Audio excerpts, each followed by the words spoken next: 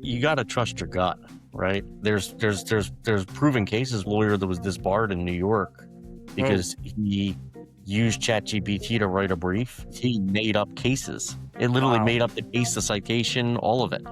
The case never happened. I say it all the time. I said the best business, probably one of the best business I've ever owned was car detailing. If I had still had it, it would 100% be a 9-figure exit these days. It has to be one of your top priorities, if not your top priority, to maintain your health, not only physical, but mental. When I ran the company that had all that growth, trying to build out all the infrastructure, it was a lot of stress.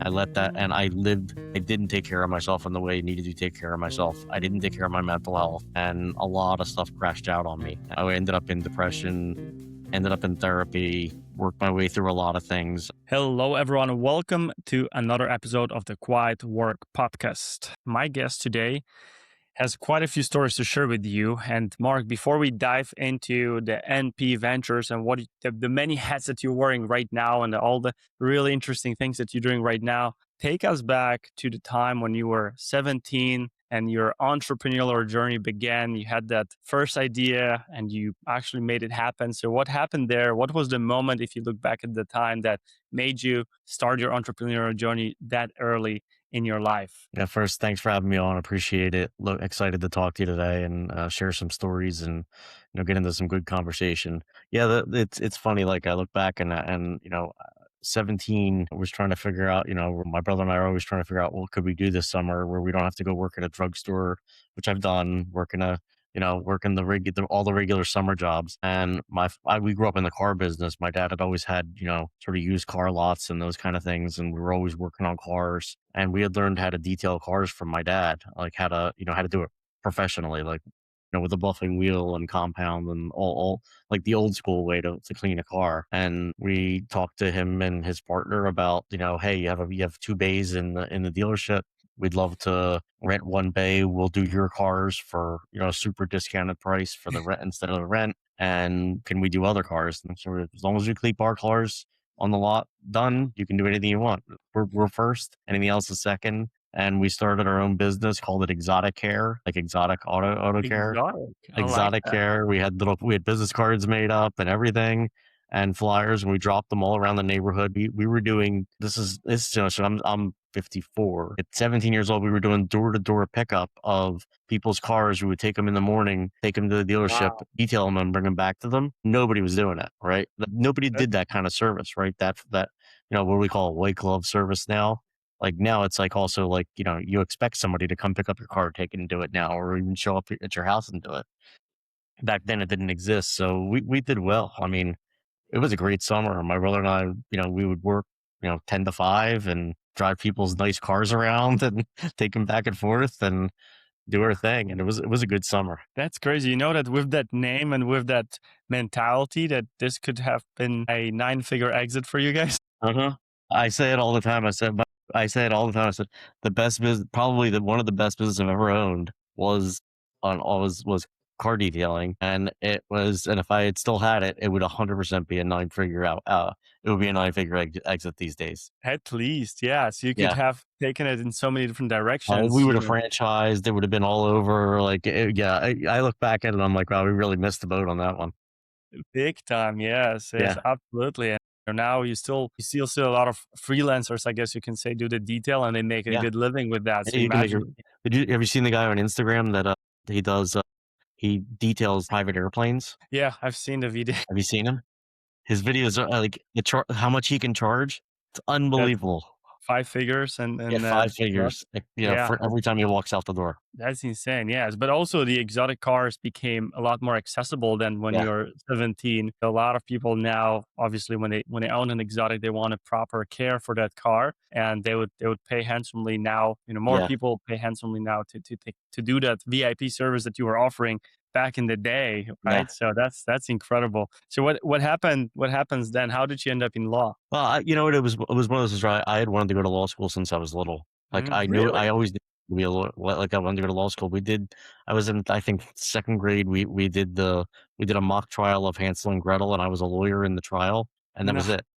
Like I made a decision, that was it, and I kind of just pathed my way. I'm gonna go to political science. I'm gonna be I'm gonna take that pathway. And when I got to law school, and from the minute I got to law school, I started working in law firms. Like I didn't Mm, wait till like the seconds after second. I started working for a semester because I had to pay my way through smart. school. So I worked all the way through.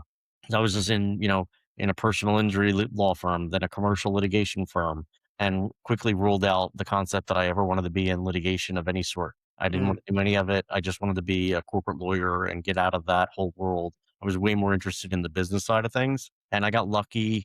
Well, I said lucky, but I was, I applied for it, but it was available to me that the Philadelphia Stock Exchange still existed back then. They don't have a stock mm, exchange anymore in Philadelphia, but they did back then. didn't know. And the legal department was looking for interns. So I was able Mm, to intern in the stock exchange legal department, which was just phenomenal experience to work in, in an actual stock exchange in the wow. securities world. Like, it was kind of the pathway that I wanted to take. So I ended up in corporate and securities law, and that was kind of my pathway. Incredible. And then there was a moment after that where you became the COO of a company, and Yeah, so that I took I did the traditional law firm, then I went to an in-house in major company that was going public, and I did all that kind of stuff and bond deals and learned that I hated corporate America and I didn't want to work in it.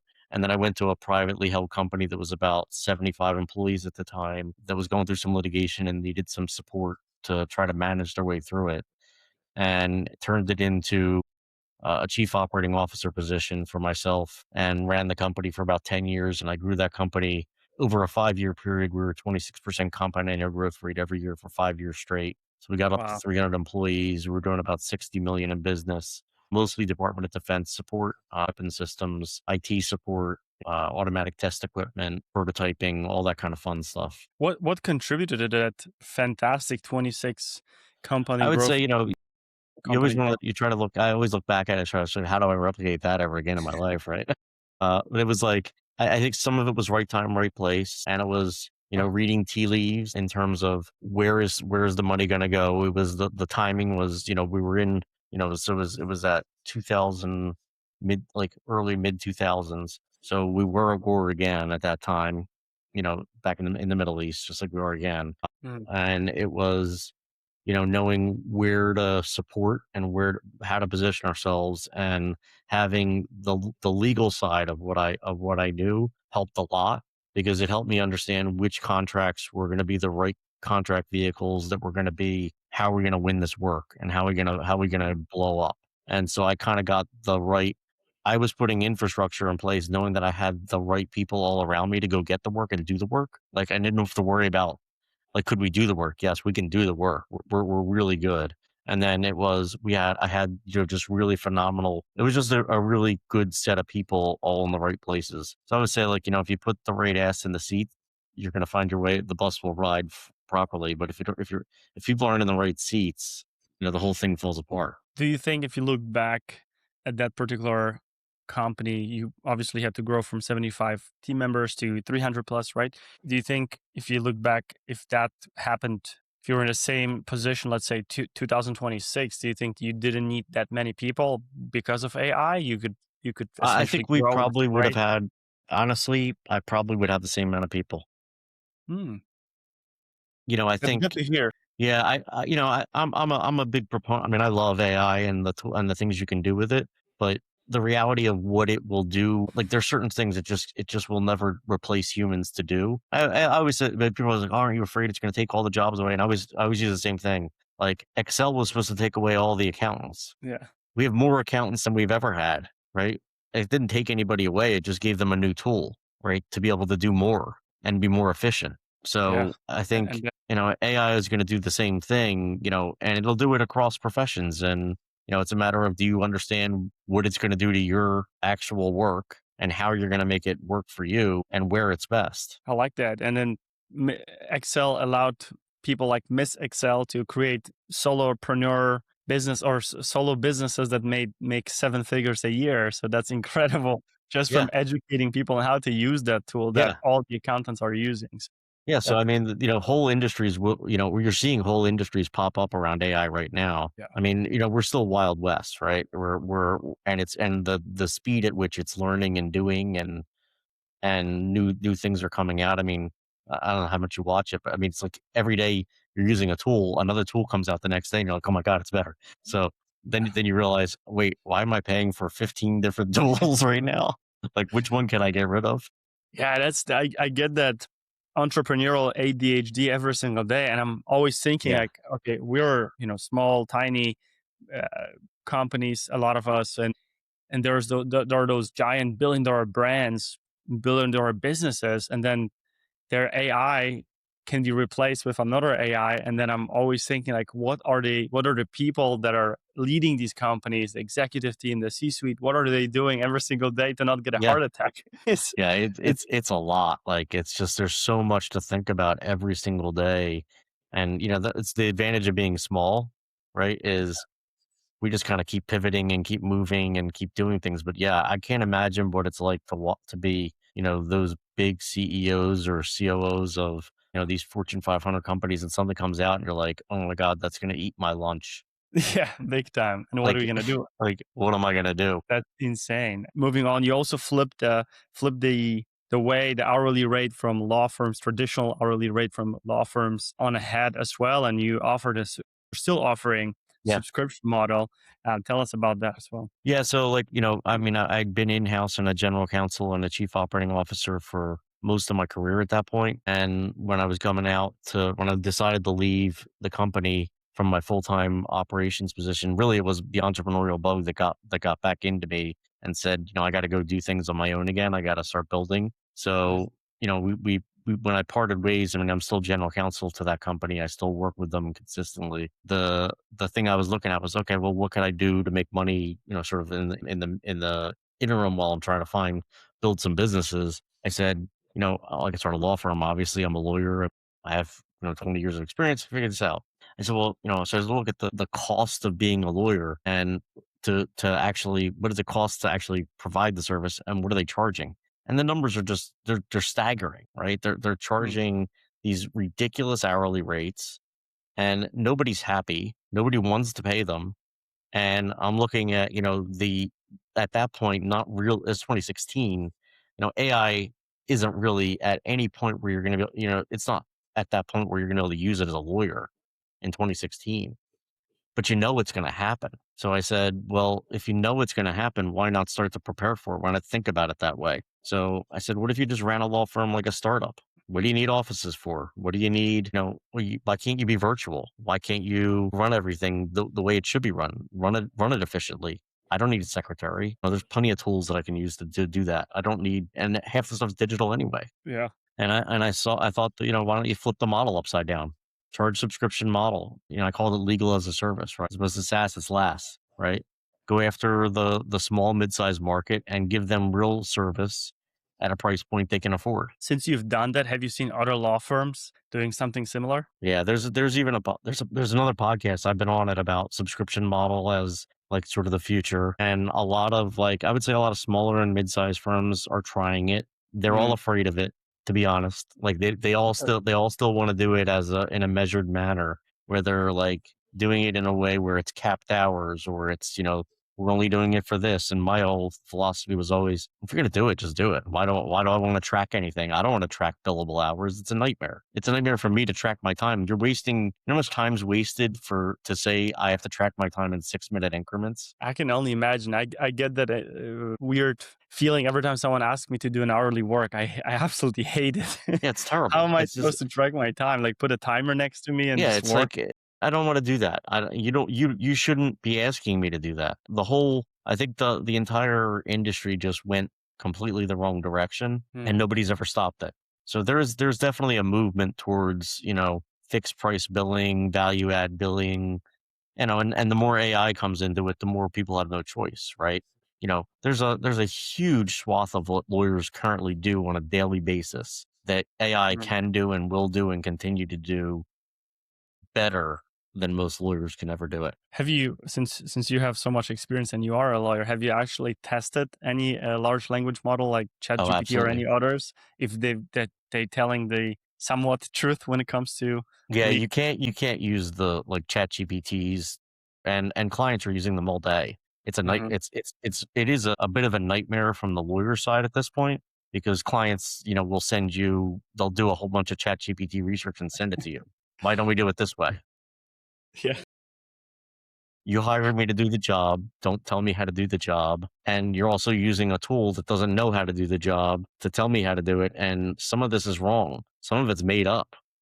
There's proven cases where there was a lawyer that was disbarred in New York Oh, because he used ChatGPT to write a brief, and really? ChatGPT made up cases. It literally Wow. made up the case, the citation, all of it. The case never happened. Wow, that's insane.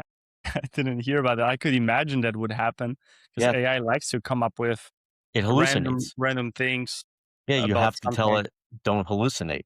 Don't make things up." That's yeah, that's incredible. But yeah, you don't want to put your license at No, risk so for but using there AI. there are private tools that are built by lawyers for lawyers. They're in secure environments. They don't you don't lose privilege over, you're not losing confidentiality and privilege over what you're doing with them, and they're pretty amazing. They're amazing. Yeah, Absolutely because amazing. I can imagine that you don't want to have not every case should be public, right? So AI shouldn't have access to all of the cases that You have. can't you can't give AI access to any legal information whatsoever. Yeah, that's It too has to dangerous. be a private enclave AI Yeah. that isn't in the large language model world. Absolutely, I agree with that. I hope it stays like this, Yeah, even though we know we have hear about privacy regulations and yeah, breaches yeah, all the exactly. time. But That's all the time. that's another topic for a topic for another conversation. Let's talk finally about the next point ventures. So Yeah, what led you to start NP Ventures? What are you so doing? Who you work with? Tell us about all the sure. exciting projects. Yeah, so I mean, I think, it started out as when I got out, like I said, I kind of left the company, and I had this vision of, okay, well, I don't have a lot of money, but I have some money that I can put into a couple different investments, and I can invest. And if I'm going to invest, it has to be an active investment for me. I don't understand. Hmm.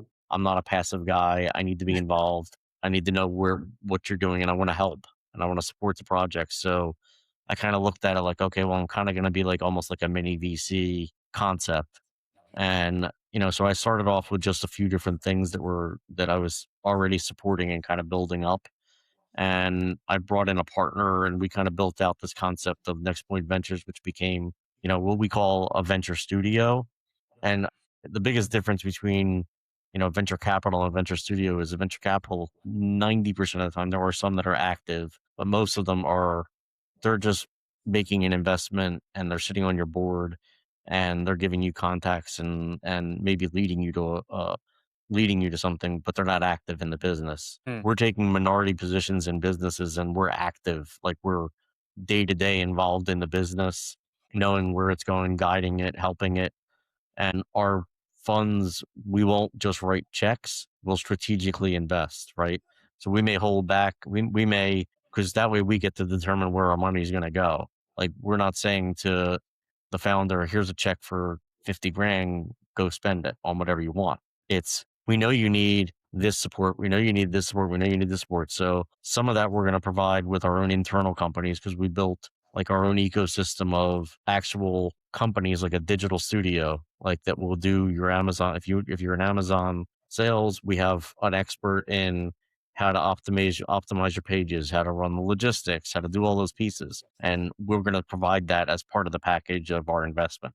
So it's a combination of cash and resources. And in my view, the resources are usually worth more than the cash is anyway. And what are some of the cool projects that you're currently Yes. working on? Are you That's the involved funny in? thing is, everyone's like, "What's your thesis?" I don't have one, right? There is no thesis, excuse my French, but, the only thesis is we don't work with assholes. Like, I like that. there's no, that's our only thesis. There's no, we're everything from tech to consumer goods. So, on the technology side, I'd say our biggest project right now is called Ukreate, which is a dual-sided marketplace for creators in the travel space to match up with hotels and tourism and travel companies that are looking for creators to actually come in and do UGC style content for them, post it, Okay. and then make sure they can increase bookings for their industry. So it's a big hole, and I think the best thing we do is we kind of look for holes in industries or places where there's regulatory change that we can do something in it and do it in a way that's efficient and effective, and hopefully make money, but also be reasonable to the clients and to the customers. So we have that product. We have another product that I had built originally. It was called VendOnBoard. It's a compliance tool for managing your vendors and all the certificates of insurance, U9s, documentation, you might representations or certifications, warranties, all the documentation you want to pull from a vendor and actually pull it and store it and track it and have it automated so that it's sending out messages to get news, like basic compliance type functions, but functions that typically are taking up a half FTE to a full FTE in a company and they're not even doing it right, Uh, and so that's white space to me where you can go in and fix that. And AI adds a lot of value there, right? Because, when I built it, there was no AI. Now there's AI. So there's a lot of different things you can do with it now that, you can increase the capacity of what you're doing quickly. We have consumer goods. We have a lithium-ion battery fire extinguisher. We have that's an interesting one. yeah, which is super interesting because it's just something that's not on the market. So there's a lot of education component with that of why do I need another fire extinguisher? Most people don't have any idea that if your cell phone or your laptop catches fire, or Or more likely car. your cordless drill, you will take your fire extinguisher that's in your kitchen or Uh-huh. in your garage and you'll try to put that fire out. It will not go out. That's caught my attention, and the cars as well. I mean, every Yeah, electric car should cars, have your e-bikes, scooters, all those yeah, all those batteries will not go out with a traditional fire extinguisher. interesting. They Well, burn too hot and they burn differently, and you can't put them out. So you need a different type of chemical to put the fire out. We had worked with this formula. The current formula is out of England, that we've been using. There's another formula out of Belgium, and we've been looking to bring those formulas to we have a manufacturer here that is doing the filling, and then we're distributing. So, but it's been an education. There's a lot of education to the product, right? It's not like, absolutely. because it's immediately like, why would I need that? Well, you need it because it's a real problem. Absolutely. And then all of the new solar installations are required to have a battery system on site as Yeah, well. So these are usually lithium ion batteries. So if that thing catches on fire next to your closet or on the other side of your closet, because they yeah, like to you're be done. in close, you might be in trouble. Your house could go up pretty quickly. Yeah. There's Especially there's a here. bunch of stories of houses, cordless drills, like a just a drill you would use around your house, are a major issue because everybody leaves them plugged in. Yeah. It's like, and you know that if you leave you know from your phone, right? If you leave them plugged in all the time, the batteries wear down, Yes. right? They're not made for overcharging. The new phones have, they're all built. They have all this, they have measured things built in to make sure you can't overcharge them. Like the iPhone now has all those. If it gets too hot, it shuts itself off. All those things, but your drill does not have that built into that battery. It's not a smart battery like that. If you overcharge them, at some point they blow up. Yeah, absolutely. That's crazy and good timing as well. Such an obvious thing, but Yeah, someone needs to step up and somebody's got to takes the step time up and to do those things. So, educate it. and then we have, we have a coffee company. That's a good one. Tell us more about the coffee So, coffee so the company. idea was one of our partners. So we kind of bring in, like, I have this theory that, like, we're kind of like an airport, and we're either launching, or we're either building planes and they're taking off, or somebody's bringing a plane in. We're going to help refuel it and help make sure it takes back off again, Hmm. and help them find the right pilots to do all this, right? And a lot of times we're the pilots until we can figure out who else can actually do it for us. So a friend that owns a brewery on Staten Island had an interesting concept for a brand called Teddy Outdoors, like as in Teddy Roosevelt Hmm. outdoors. Why is everybody stuck inside? The kids aren't playing outside the way they used to. People don't Yes. take walks the way they used to. People don't get in nature. What can we do to help? And we landed on coffee as an interesting product because we had a good relationship with a roaster. We kind of knew, like, we had this just an interesting concept for a brand, and we kind of put it all together. And so now the idea is, like, when you have your cup of coffee, step outside. Don't sit in your kitchen at your table, drink and watching your phone. Go sit outside and enjoy a cup of coffee. And it is a great experience, right? Take a walk, like, go into nature, go on a hike, get on a boat, do anything other than sitting on your phone. I like that. Yes, that's part of the blue zoners areas of the world where people live 100 plus years. They Yeah. spend a lot more time outdoors without Yeah. their phone. So that's a Yeah. So great that's kind idea. of So that was the idea behind it. We're looking into like performance coffee now, like coffee with mushroom Mushroom. additive, those kind of things. But one where it actually doesn't taste terrible, because almost all of them that are out there are like the taste is awful. It doesn't taste like coffee. Earthy, earthy and It's muddy. I earthy and know. muddy. So we're working on how do we get coffee that still tastes like coffee. Yeah, I love that. So It stay tuned reminds on me. that one. I think we're gonna get there. We feel pretty good I about it. Yeah.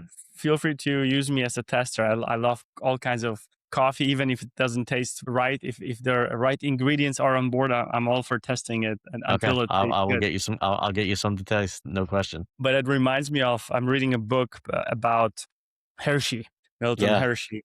I know there's a Mil- movie coming out. I saw that. Yeah, did you see? Yeah, that they made a movie about Milton Hershey. I didn't see it, but I know that this is going to be a great movie because the book is so fascinating. You see so many different same similarities with how businesses were operated in the early stages in 1800s Hmm. and 1900s, and how it's done right now, right? But back then, just to travel somewhere, you had to spend sometimes weeks to get to the Right. destination. Now you can just open up your laptop or your phone and just talk to someone on the other side of the world. But the way he experimented first with the caramel recipes, and then he's trying to sneak into Switzerland and find out what they're using for the milk, for the chocolate to Yeah. make it taste good and be able to do it at massive scale. And that's exactly what you're doing with the coffee brand Yeah. there. So I love that. How does your brain work? I mean, every single day That's you a have that's a this. that's a that's $1 million question for you right there. I don't know. It's How? I There's definitely a little bit of entrepreneurship ADHD. Hmm, There's no question I have that, like that sort of bounce to me. I tend to have, it's funny, like some people have like 20 browsers open at the same time. I can't do that. Like I'll close them all and just whatever I'm that's working what I do on, right now. and then I'll bounce in 5 minutes. I may bounce to something else, but I'll close the other one. I That's what won't I leave it do. open. I'll open, focus, move, open, focus, move. Hmm. Yeah, that's fascinating that It's hard. someone is. It's not easy. I mean, it's not for everyone, that's for It's not for sure. everybody. Like, I think, I kind of have, I think lawyers and engineers are similar minds, right? In terms of logic, and it's a methodical way to think through things, and analytical, and that kind of perception of how to do things. But I also have a bit of that entrepreneur spirit of sometimes you just got to do it. And I would say AI has been a big help in that, in making that actually work at a better speed, right? Because the ability to say like, "Hey, I think I can do that." Well, with AI, I can probably do it. Like, Yeah. I, I wouldn't have attempted to build a website. I mean, I did build my own website originally. Like when I built my law firm, then I built my first event planning company, and I built like when I was doing things. I think I'm breaking up a little bit. Hopefully that works. But yeah, that works. Just the keep. you know the I would say, I would always, just kind of just do it, and I would just force feed myself to learn it.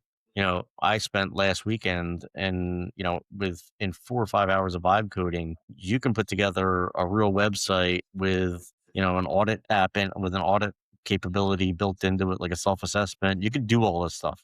Like, there's nothing stopping you right now. If you have the drive and the energy to do something and you want to build something, all the tools in the world exist right now for you to do it. They didn't exist 5 years ago. They didn't exist 2 years ago. They didn't exist 6 months ago.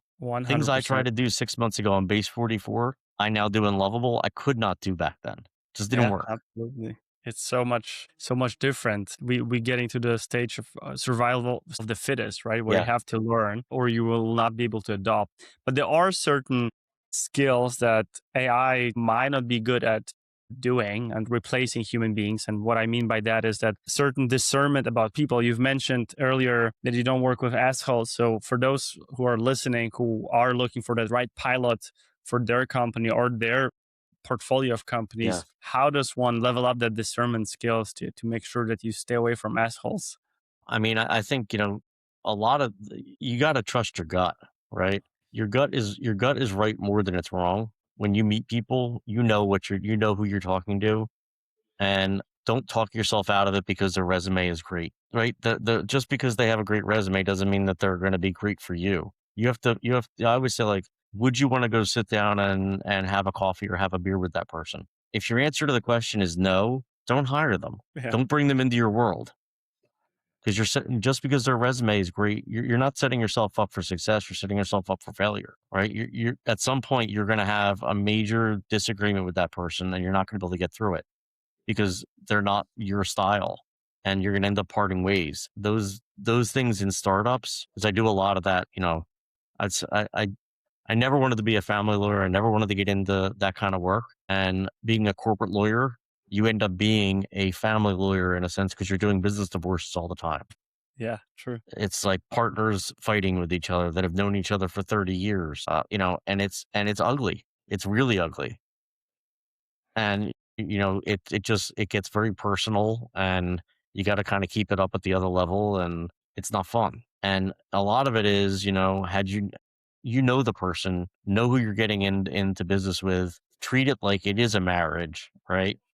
Write the right prenup to start it because it's a necessity, and it has to be done right. Know who you're getting, know that it's the right person for you to be in business with. Just because you're friends with them, I always say, like, doing business with friends and family is about as bad as it can be. There are Yeah. stories of ones that are great, but there's way more stories of ones that don't go well, right? 100%. Yes, it's a good idea to approach it that way. It reminds me also of how Warren Buffett or Charlie Munger, both of them, were sometimes evaluating their CEO or interviewing their CEOs or future CEOs when they invited them to their favorite restaurant somewhere in Omaha, probably, Yeah. and they would tell the server to mess up the Yep. order or do something on purpose and see how How they do they react? react in that It tells situation. you That's everything about a person, right? yeah, That the only reason why people always take, like I grew up in, my first jobs were in Manhattan, back in the late '90s, early 2000s, when it was still like everybody was still in a suit, everybody still went to.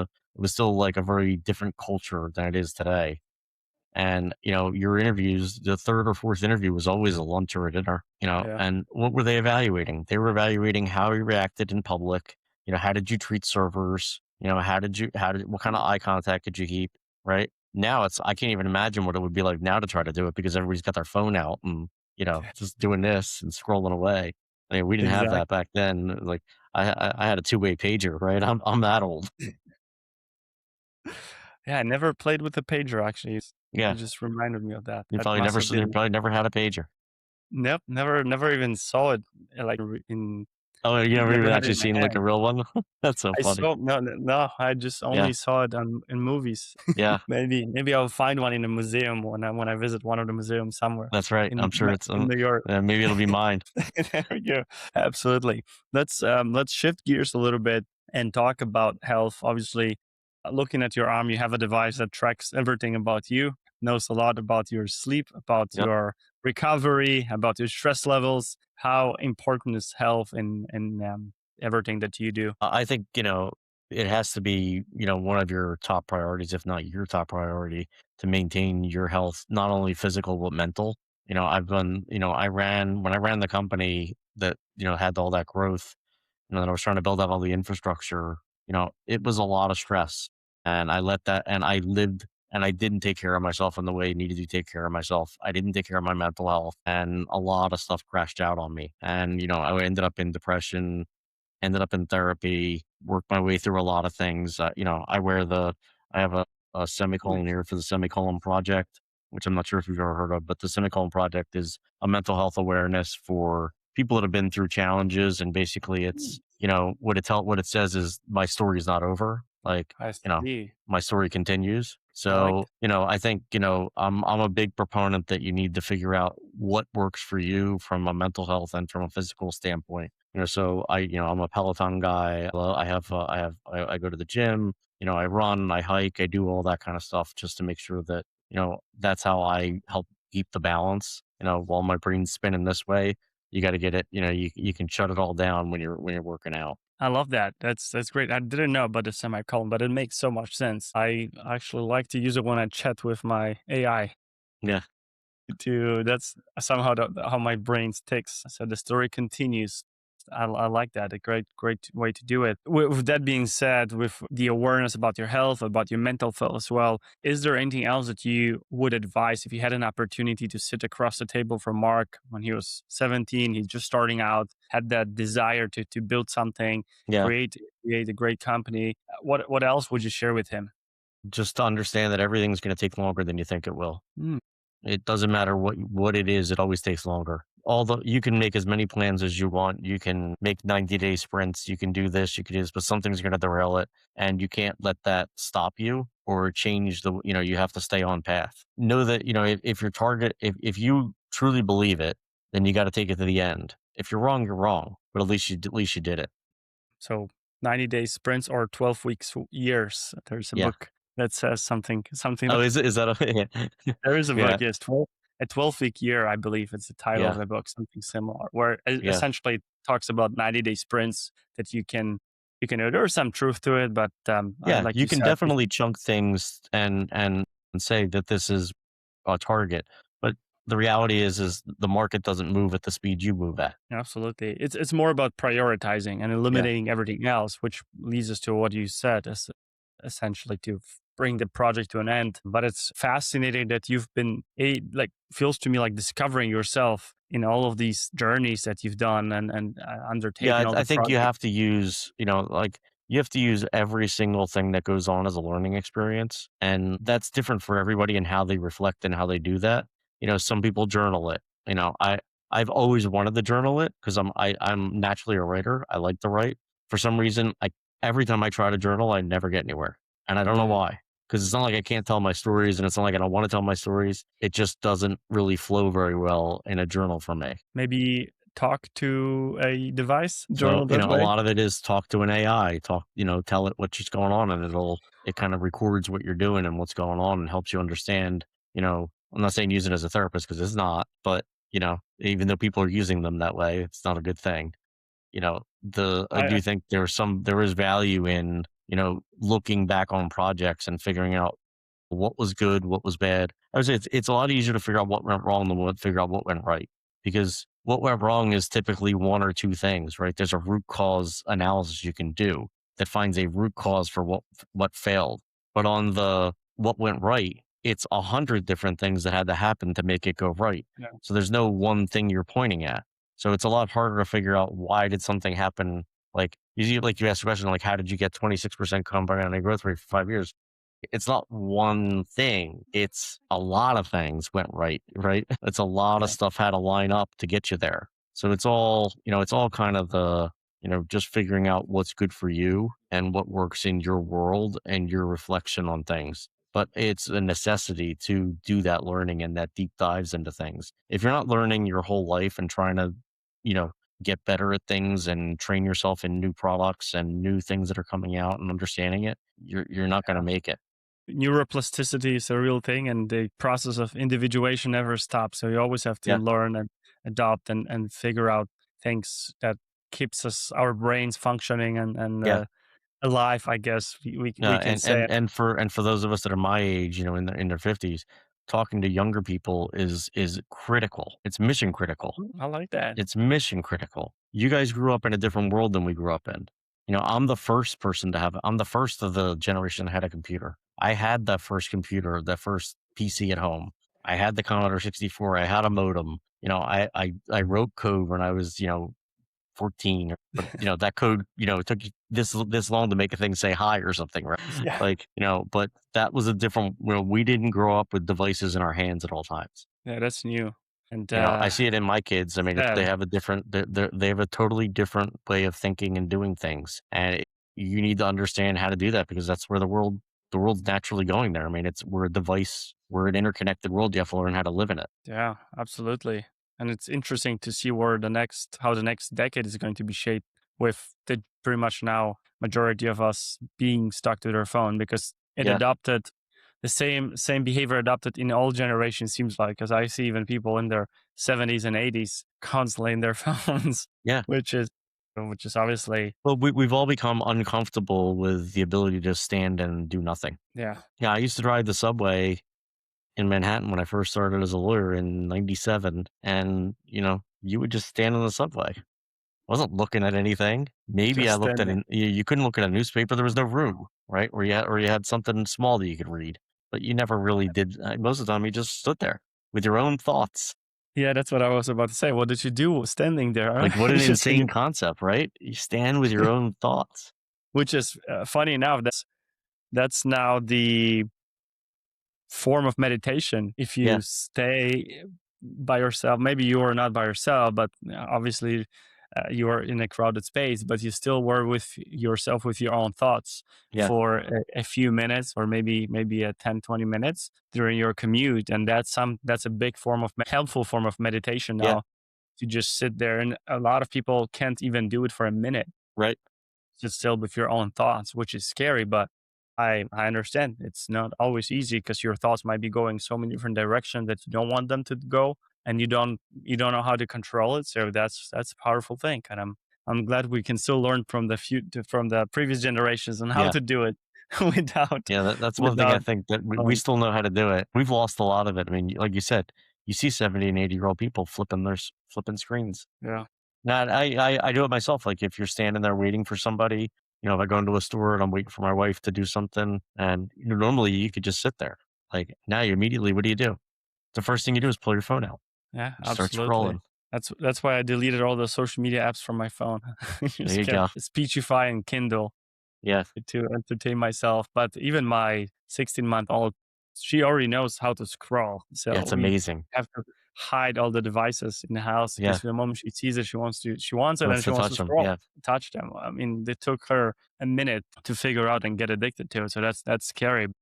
that's frightening. Hopefully, yeah, it's a bit frightening for sure.